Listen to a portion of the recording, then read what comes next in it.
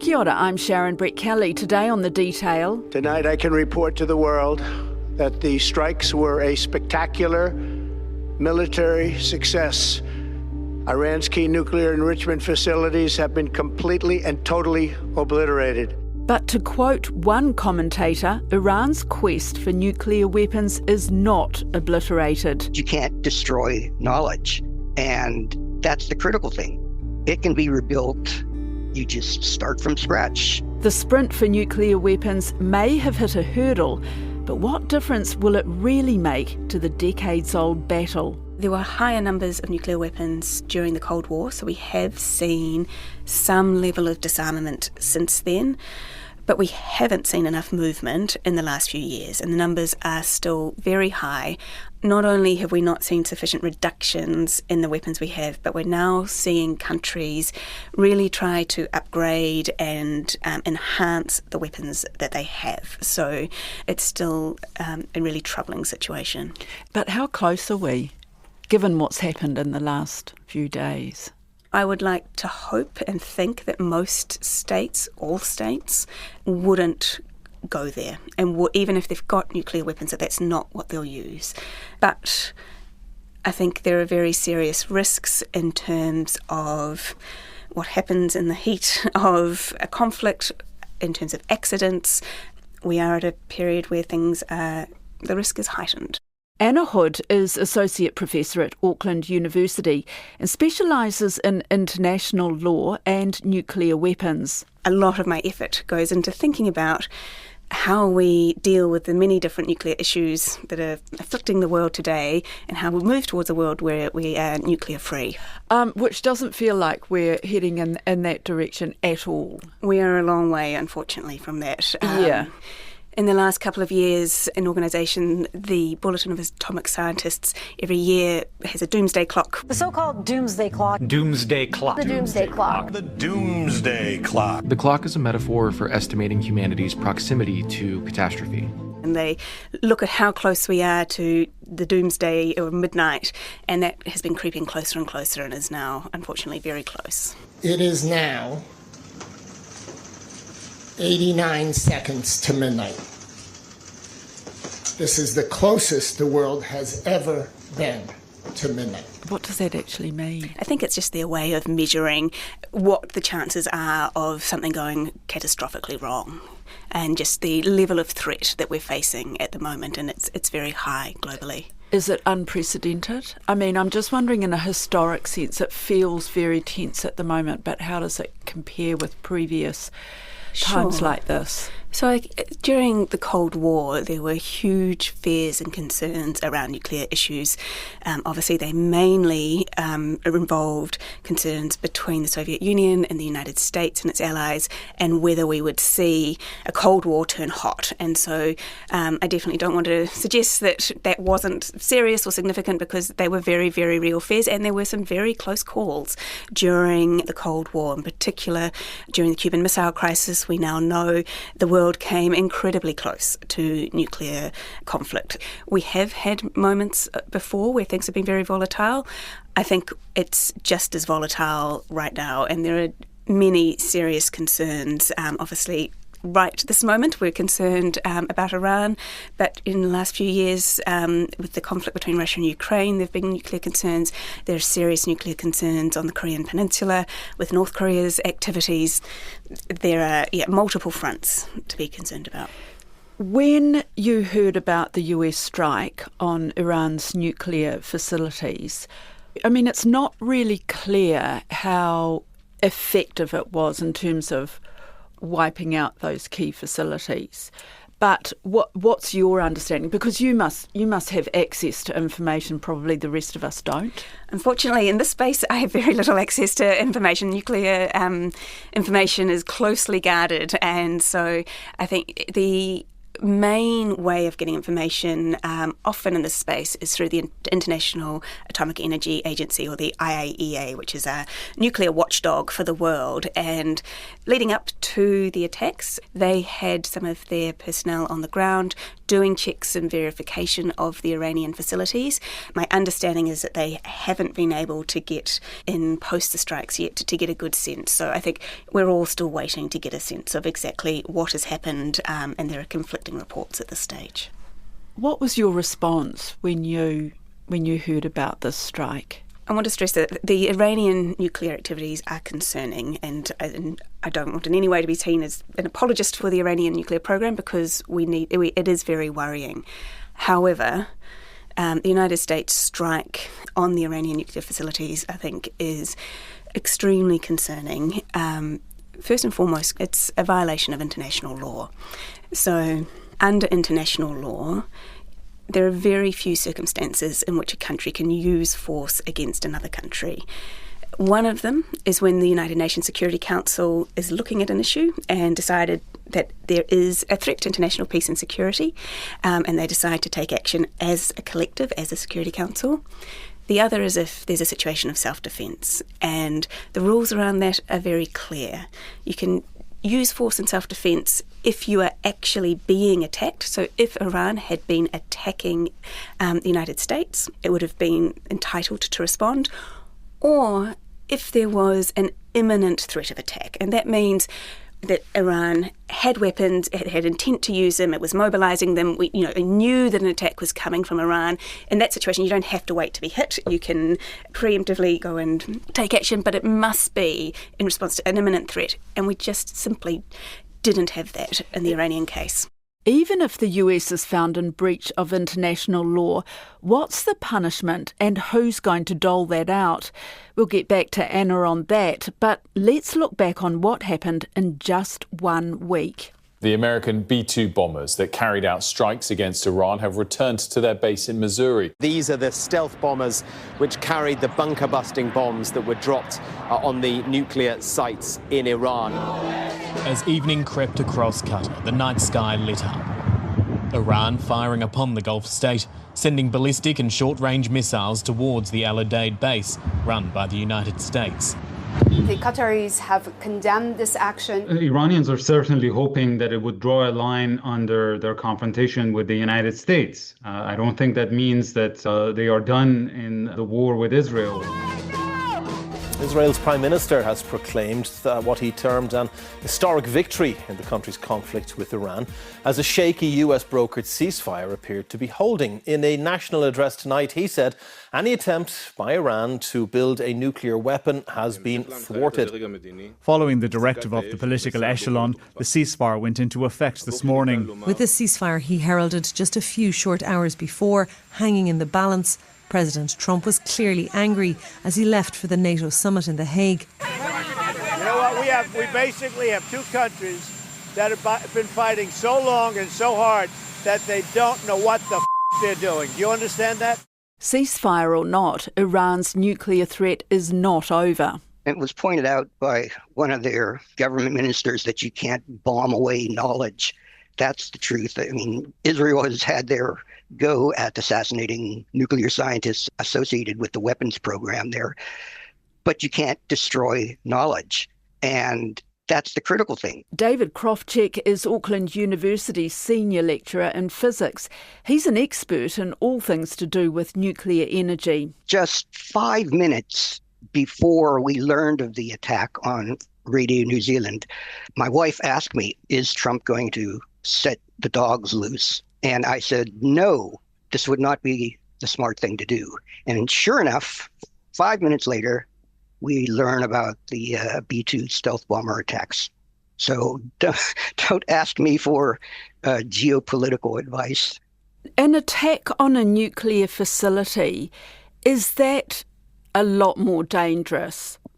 Depends on the nuclear facility. With Russia and Ukraine, the Zaporizhzhia nuclear plant and the Chernobyl plant, which is mothballed but still taken a hit or two from missiles, you don't want to hit a nuclear reactor that's working because you get a lot of long-term radioactive material that would get spread all over the place. Even though these nuclear reactors are very strongly built, they can almost take an airplane crashing into them, and that's probably what it would take to crack open one of these nuclear reactors. But for something like what was advertised in Iran, these enrichment plants, it's still only uranium. Uranium-235 is one of the cousins of the uranium family, and then 235 is the number of protons plus neutrons.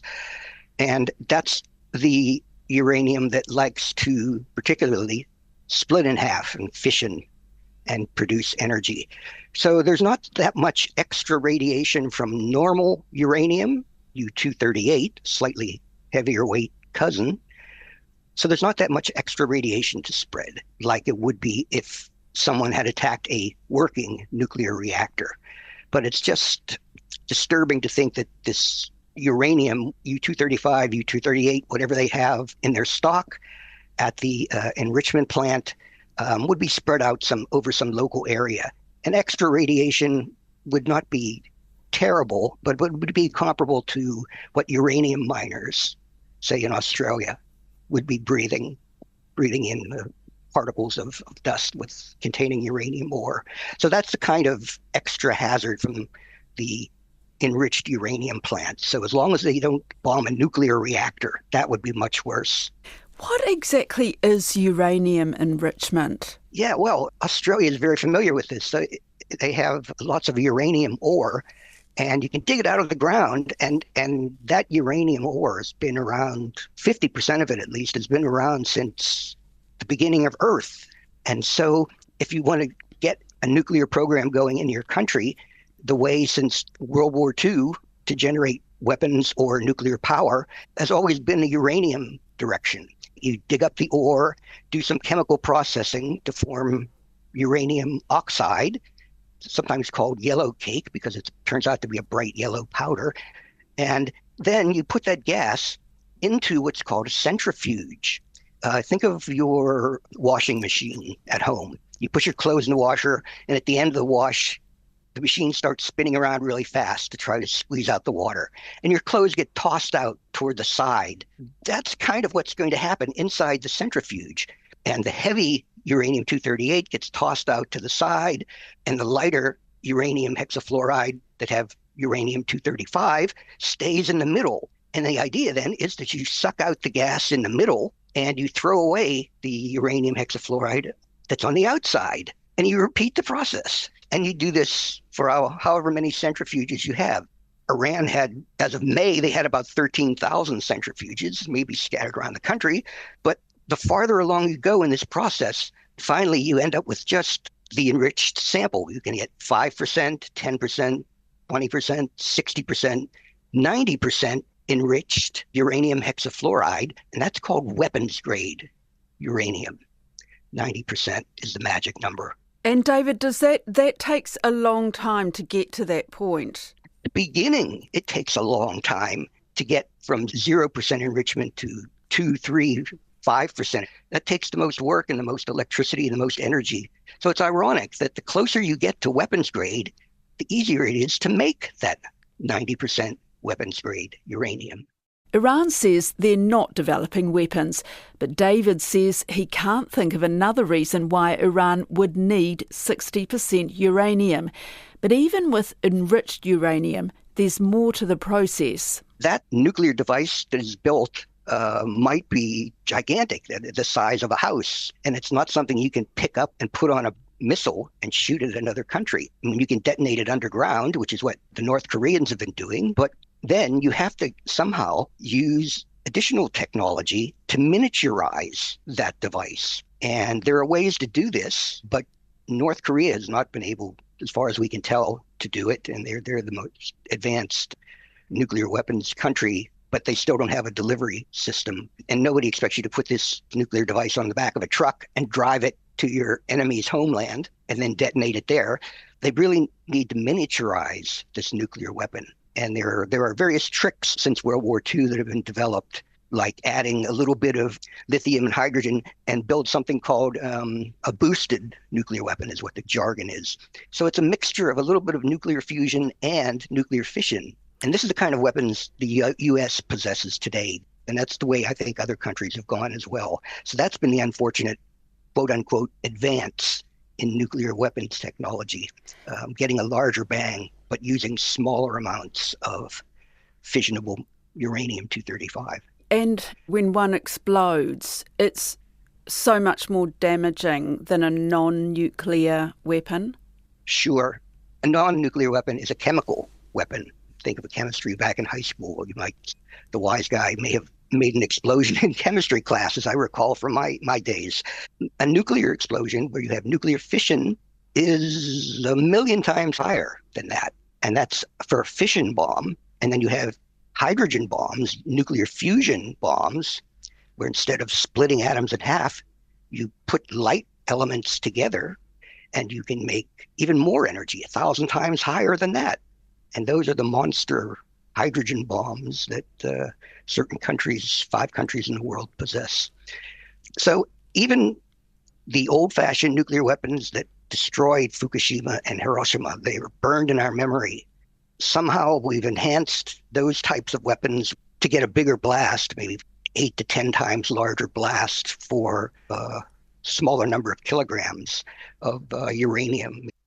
You've reduced the amount that you need to actually make a bomb. And hopefully, over the 80,000 years we've been evolving, there's some wisdom that we have left to derail this kind of weapons situation. We don't need to send bombers to destroy something that may cause more trouble in the end than you anticipate. Anna Hood says the main source of information about Iran's nuclear program is the International Atomic Energy Agency. But something that the IAEA has said in recent months is they're not sure that they're getting a full picture right now. So they're concerned that the Iranians haven't been answering all of their questions fully. They're concerned that some of the sites they've gone to have been what they're called sanitized, so potentially cleaned up and things hidden away a little. So there are questions and uncertainties. However, to the best of the IAEA's knowledge, and what they're saying is it hasn't gone beyond 60% at this stage. That actually marries with the US intelligence that we had last week about where things are at. I think the other thing to stress is that getting uranium enriched to 90% is only one part of the equation. There then needs that highly enriched uranium needs to then be put into a weapon and into a delivery system. And generally then we'd expect to see some tests done before it was at a point that it could be used. So all of those things, estimates vary as to how long it would take for all of those steps to happen, but most say, look, if they really put their foot down on the accelerator, maybe within a year we could see an Iranian nuclear weapon. So that is not good. That's concerning, but it's not at the point where it was an imminent threat to the United States. What do you think are Iran's ambitions here? So I think it's unclear, and there are competing views as to what Iran is after. Some believe they absolutely want a nuclear weapon. The Iranians themselves say that they don't. I think what we can probably say is that they want the world to know that they have the capacity to enrich uranium to the requisite level that they could build a nuclear weapon. The thing I struggle with, I guess, is that Iran is not the only country working on a nuclear weapons program.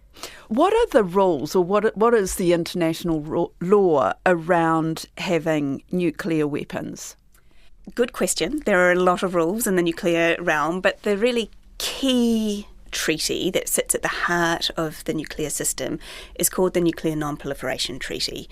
That's a treaty that was drawn up in the late 1960s, and it was at a time where there were 5 countries in the world that had nuclear weapons. The United States, at the time the Soviet Union, now today Russia, the United Kingdom, France and China.